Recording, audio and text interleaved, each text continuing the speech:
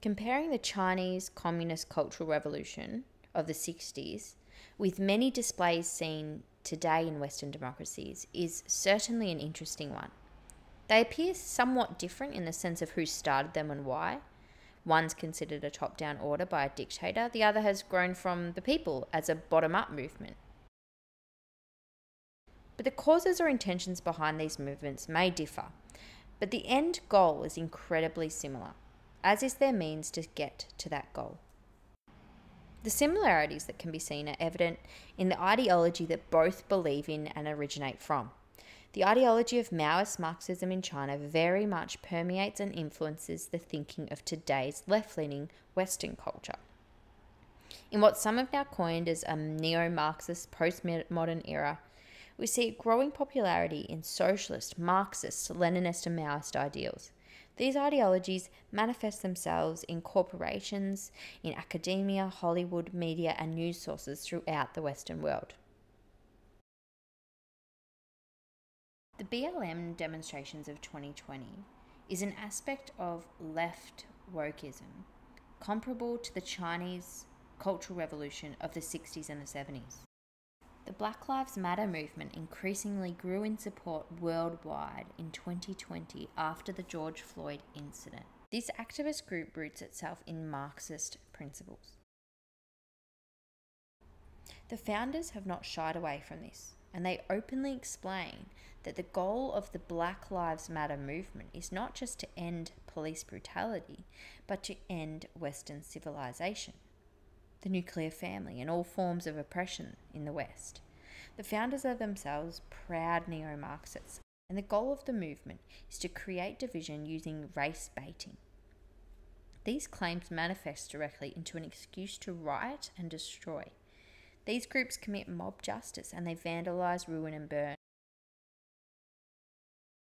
Although some protests against police brutality were peaceful, many were characterized by unrest and violence, and this movement excused, encouraged, provoked and inspired these riots and even violence towards policemen. The way the police have been demonized and the narrative has caused all police to be portrayed as evil, as racist, has led to widespread hate crime towards police. The GPCR in China, or the Great Proletarian Cultural Revolution, was a call to destroy. Mao incited and excused violence in the name of destroying all traditional ways of life, all symbolism that represented capitalism, Western free thinking, and what he called the Four Olds. This was caused by Mao's growing feelings of his power being threatened and needing a purge within not just his party ranks, but also amongst the educators and workers. This saw teenagers and faithful communists go to great lengths to rename shops, streets, buildings, to erase all signs of the old. In Mao's China, the enemy were the bourgeoisie, the elite, the well-to-do, the landlords, teachers who dare question the ideology. These people were considered the enemy, and any trace of them were considered oppressive. This call to clean up society at whatever cost is incredibly similar to the calls for cleaning up racism, for cleaning up whiteness, capitalism, and defunding the police today. Today, the oppressors and the enemies are those who dare to suggest that all lives matter or do not believe the narrative that black people are killed by police disproportionately more than white people, or people who raise the concern of black-on-black crime.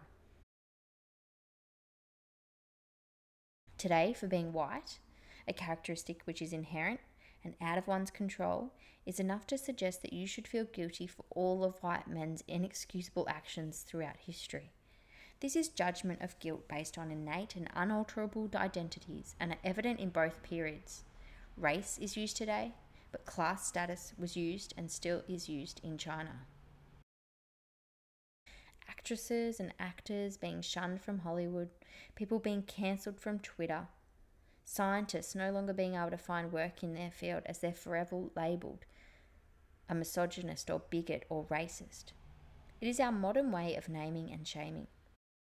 Being deplatformed is the modern dunce hat.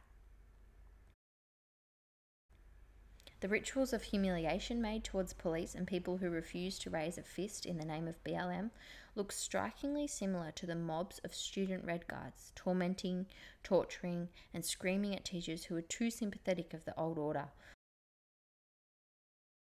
Be clear, the reason that these events look so similar is the ideology behind it. Learn about Marxism, learn about socialism and how it's played out, not just in China, but also in places like Russia, in Cambodia and Cuba.